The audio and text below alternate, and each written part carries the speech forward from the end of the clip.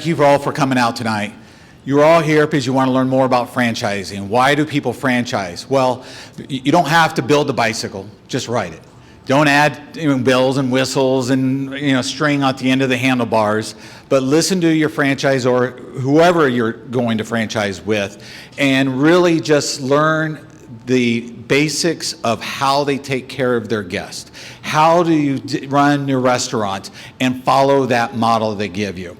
Now, to talk about for 5 minutes, when we've been around for 57 years, I'm going to try to hit some of the top points here. Captain D's is the #1 seafood QSR, quick service restaurant, seafood chain in the United States.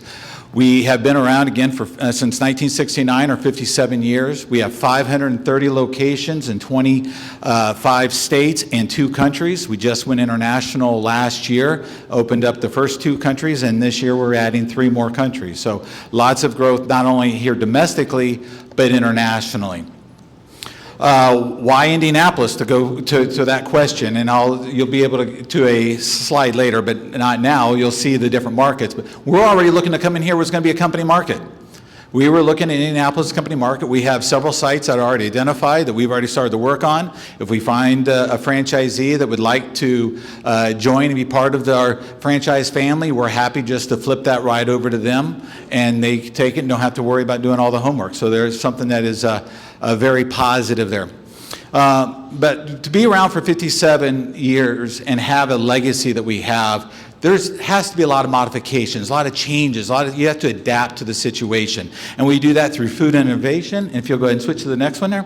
So we're just not fried fish, which is whatever, kind of thinks of. Long John Silver's was the big powerhouse in the north. We've been the big powerhouse down south. They have continued to downsize their locations, giving us the opportunity to come in. Why do both brands not compete in the same marketplaces? Well, mostly because people don't eat fish as often as they eat chicken, tacos, and burgers. And they don't differentiate the difference of one restaurant versus the other. And what we were running to do is we were really both just fighting each other for the same customer. And it hurt both restaurant companies. So that's why you very rarely in markets do you see both a Captain D's and a Long John Silver's. But thankfully, there are openings up for Indianapolis and throughout Indiana, with locations being downsized out, gives us the opportunity to come in. Financial reasons why you look at Captain D's. Our franchise average for a top third store is over 1.5 million AUV annual sales. Since it is a franchise, we don't control or be able to audit their financial books, so I can't get into that, but we do audit our own company books. And so in our item 19 in the FGD, we show an earnings claim, and in that our company average for top third store is 1.3. Franchisees outperform company stores. That you'll see in every brand for the most part across the board. Franchisees are more passionate. They're with their customers. They know them better. They're better to their employees than just a hired manager. But not to get off that rail. In our company stores, out of that 1.3, we show just under a 30% EBITDA average. So that's over $386,000 to the EBITDA line.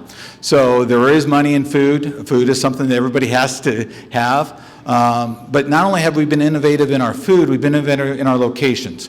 If it makes sense, we'll look at it. We traditionally always just freestanding drive-through locations.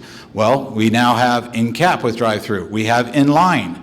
1 minute. Okay, good. We're there. Thank you.